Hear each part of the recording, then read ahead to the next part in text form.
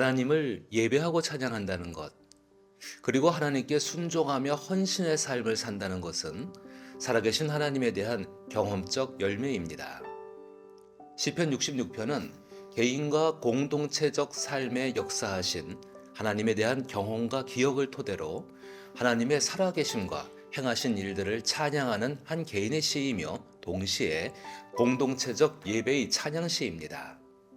시의 배경이나 저자는 명확히 알 수 없지만 시인은 하나님의 변함없는 사랑과 동행을 분명히 느꼈습니다. 하나님이 나와 동행하신다는 이 느낌은 절체절명의 위기 상황에서도 우리 신앙인들이 희망을 꿈꿀 수 있는, 즉 부활의 삶을 살게 하는 진정한 힘이 됩니다. 하나님은 억압받는 자들을 반드시 구원하십니다. 이러한 하나님의 속성은 시편 66편의 시인이 1절부터 4절에서 보여주듯이 하나님을 예배하고 찬양할 수밖에 없도록 만듭니다. 시인은 살아계신 하나님의 어미한 행하심을 간증합니다. 시인의 신앙을 이끌고 있는 살아계신 하나님께 대한 간증은 어디서 얻었을까요? 그 간증의 근거는 세 가지입니다. 첫째, 하나님께서 친히 행하신 시인이 속한 공동체의 역사적인 구원 행적입니다. 이것은 5절부터 7절을 통해 알 수 있습니다. 특히 3절에서 하나님을 끝내 원수를 굴복시키는 분으로 묘사합니다. 이들에게 이런 역사적 행위의 대표적인 사건은 바로 이스라엘 백성들을 이집트의 노예 생활로부터 해방시켜준 출애굽 사건입니다. 5절에서 7절은 모세의 기도를 통해 홍해 바다를 가르고 마른 땅을 걷게 해주셨던 사건을 떠오르게 하는데요. 성경과 이스라엘의 역사서를 통해서 알 수 있는 사실들 중에 하나는 이스라엘은 다윗 왕조의 때를 제외하고는 거의 여러 제국의 지배 아래 놓였던 아픔이 있다는 사실입니다. 특히 성경은 이러한 억압자의 위치에 있는 자들 혹은 권력과 맞잡고 불의한 일에 타협하며 살았던 성전 귀족 세력을 악인 혹은 원수, 대적들로 표현합니다. 그리고 7절의 말씀처럼 하나님을 거역하는 사람들로 묘사됩니다. 즉 이들은 자신들이 가지고 있는 부와 명예, 권세를 의지해 약자를 누르고 무시하고 착취하지만 출애굽 사건이 알려주듯 영원할 것 같았던 그 절대 권력을 무너뜨리시고 권세로부터 자유케 하셨던 체험을 바탕으로 어떤 권세자들도 하나님 앞에 절대로 교만하지 말라는 것입니다. 그리고 살아계신 하나님에 대한 시인의 두 번째 간증은 시련의 시간을 통해서 얻게 된 복에 대한 간증입니다. 시련의 시간들은 곧 구원의 과정을 보여줍니다. 8절과 9절은 그의 공동체가 경험했던 시련들에 대한 시인의 의미 있는 통찰이 담긴 구절입니다. 그리고 10절로부터 12절을 보면 시인은 자신과 우리 공동체가 경험한 시련을 마치 은을 정련하는 과정으로 비유하며 불순물을 제거하고 은의 순수한 본래의 형태로 정련하듯이 물에도 빠졌다가 불에도 달궜다 하는 일련의 정련의 과정으로 묘사해냅니다. 그리고 11절과 12절에서는 이들이 경험한 시련이 어떠했는지를 유추해 볼 수 있는데요. 우리를 끌어 그물에 걸리게 하시고 어려운 짐을 우리 허리에 메어 두시며 사람들이 우리 머리를 타고 가게 하셨나이다 라고 시인은 말합니다. 이 이미지들은 이스라엘이 포로로 끌려갔던 상황을 떠오르게 하죠. 마치 빠져나갈 수 없는 그물에 걸린 것 같이 적의 포로가 되어 무거운 노역의 짐을 지고 정복자들에게 고개를 숙이며 우리들의 머리를 내어주어야 했던 시간들은 가나안 땅에서 여러 민족들을 정복하고 나라를 확장시켜 나갔던 흥했던 과거의 역사와 대조되어 완전한 패망에 대한 인식을 심어줍니다. 그러나 시인은 우리가 경험하는 모든 인생의 시련이 결코 망하는 징조가 아니라 하나님이 우리를 본래의 창조 형태로 정련해 가시는 과정으로 인도합니다. 보통 우리는 하나님이 구원하신다고 하면 바로 그 고통의 자리에서 끄집어내어 드라마틱하게 상황이 역전되기를 기대하지만 출애굽 사건을 통해 알 수 있듯이 그 억압의 자리에서 끄집어내심과 동시에 광야의 훈련 시간을 지나야만 약속하신 가나안 땅에 들어갈 수 있었음을 묵상해 보아야 합니다. 하나님의 진정한 구원의 과정은 우는 아이에게 사탕을 물려주는 행위가 아닙니다. 앞으로 계속 살아가야 할 삶의 터전에서 능력 있게 살아갈 수 있도록 우리를 반드시 훈련시키십니다. 그것을 상징하는 것이 바로 이스라엘이 이집트에서 구출된 이후에 40년 동안 이어진 혹독한 광야 이야기입니다. 이를 66편의 시인은 때로는 물이라는 사건과 때로는 불이라는 시련을 통해 마치 순수한 은이 만들어지듯 시련은 곧 하나님의 인격을 경험하고 그 경험 속에 약속하신 은혜와 복을 누리며 살아갈 수 있는 존재로 성장시켜 주신다는 희망의 메시지를 시인은 이 66편을 통해 전하고 있습니다.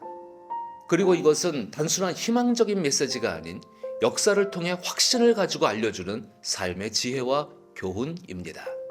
그렇게 모든 시련의 과정을 통해 하나님의 구원하심, 즉 하나님과의 친밀한 교제를 통해 인생의 결핍을 넘어 풍성함의 은혜를 경험하게 된 시인은 하나님께 감사함과 스스로 서원했던 행위를 지키겠노라며 자신의 마음을 하나님께 표현하고 있습니다. 13절로부터 15절은 고대 이스라엘이 하나님께 드렸던 제의적인 행위였습니다. 모든 시련이 지나간 후에 감사함으로 하나님께 나아갈 수 있는 시인의 태도를 우리는 간접적으로나마 과거의 제의적인 형태로 읽어낼 수 있지만 이러한 시인의 태도와 모습을 통해 오늘날 하나님 앞에 내가 어떠한 모습으로 살아가야 하는가에 대한 묵상은 시련의 시간을 보내고 있는 신앙인들에게 매우 중요한 태도입니다. 이는 시인의 세 번째 간증을 통해 더욱 힌트를 얻을 수 있습니다. 16절로부터 20절까지는 영적, 육적 포로의 시간을 보냈던 개인과 공동체적 시련의 과정을 경험하면서 오직 하나님께 도움을 요청했던 시인의 태도입니다. 그리고 그로 인해 직접 경험했던 하나님께서 행하심에 대한 간증입니다. 시련을 경험한 사람들은 알 것입니다. 고통이라는 것은 인간 내면의 밑바닥을 볼 수 있도록 합니다. 그동안 내가 어떻게 해왔는데, 그동안 내가 얼마나 참아왔는데, 그동안 내가 왜 이 고생을 견뎌왔는데 등 원망과 미움과 비난의 마음이 용솟음치게 됩니다. 때로는 그 잘못의 원인이 누구에게 있는지조차 생각할 겨를도 없이 무분별하게 내 안에 가득한 부정적인 에너지를 이곳저곳에 난사하게 될 때도 있죠. 차라리 이러한 모습은 오히려 인간적이고 모든 인간이 느낄 수 있는 본능 차원의 태도와 감정일 것입니다. 그러나 극심한 폭력과 전쟁, 그리고 학대의 트라우마를 가진 영혼들에게 더 위험한 것은 바로 순응이라는 태도입니다. 분노와 미움, 슬픔의 감정이 다 소진되고 더 이상 헤어나올 구멍조차 보이지 않는다는 낙심의 자리에 오래 머물다 보면 절망의 자리에 대한 순응의 태도, 즉 까라면 까라는 태도로 살아가게 됩니다. 이것이 내 영혼에 나에게 어떤 영향을 주고 있는지 전혀 고려하지 않고 오직 육체가 생존하기 위한 기능으로만 살아가는 것이죠. 이러한 모습이 신앙의 언어로 표현한다면 진정한 죽음의 상태일 것입니다. 육체적 생존을 위해 기능하도록 몸이 반응하는 것 외에 모든 기능이 죽는 상태가 되는 것이죠. 저는 이러한 상태를 자유를 빼앗긴 상태, 꿈을 빼앗긴 상태라고 표현해 봅니다. 예수께서 오신 그때를 떠올려 보면 완전히 영적으로 죽은 시대 가운데로 오셨음을 볼 수 있습니다. 당시 이스라엘 백성들은 세대를 거듭하며 제국의 노예로 살다 보니 그들의 영혼은 단지 육체의 생존을 위해 움직이는 영혼 없는 기계와 같은 인생을 살았습니다. 경제적인 어려움은 물론이거니와 이들에게 그 어려움 속에서 위로와 힘이 되어 주어야 했던 성전과 종교 지도자들 또한 마찬가지로 오직 자신들의 힘을 유지하기 위해 제국의 힘과 결탁하여 함께 민족의 골수를 빨아먹는 등 하나님의 뜻과 가르침을 실현하는 이스라엘 공동체의 모습은 더 이상 찾아볼 수 없었습니다. 이처럼 한 개개인의 영혼이 살아 숨쉬며 살아갈 수 없던 시대의 한복판에 예수께서 찾아오셨습니다. 그리고 예수께서는 현실을 도피해서 광야에서 생활하는 것이 우리를 구원하는 것이 아니라 내가 생존하기 위해 물리적인 폭력을 서슴지 않고 강도짓을 하며 살아가는 것이 우리를 구원하는 것이 아님을 몸소 보여주셨습니다. 그리고 그 유명한 일화인 성전 상인들의 상을 뒤집으시며 보여주셨던 것처럼 성전에서 드리는 제의적인 행위가 우리를 구원하는 것이 아님을 과감하게 드러내 보여주셨습니다. 예수께서 우리에게 보여주시고 알려주신 진정한 구원은 하나님 나라의 실현을 위한 자기 희생의 삶이었습니다. 이웃을 먹이고 고치고 가르치시고 불의 앞에서 굴복하지 않고 자신의 소신대로 사셨던 진정한 자유의 삶을 우리에게 몸소 보여주시며 그 삶을 살아내셨습니다. 성령의 인도함을 받으신 카리스마적인 한 개인의 반짝반짝 빛났던 삶은 죽음을 초월한 영원한 현존으로 지금 우리의 삶을 초대하고 있습니다. 예배하는 사람은 하나님의 초대에 응한 사람입니다. 그리고 하나님께서 초대한 자들은 11절의 표현처럼 질병, 가난, 불평등, 폭력, 압제, 전쟁, 기근과 같은 그물에 걸렸거나 허리에 무거운 짐이 있어서 자유롭지 못한 사람입니다. 꼭 기억해야 하는 것은 특별한 신앙과 즉 경건한 행위로 소위 순종의 마음을 가진 사람들이 예배를 통해 하나님의 회복을 경험하는 것이 절대 아닙니다.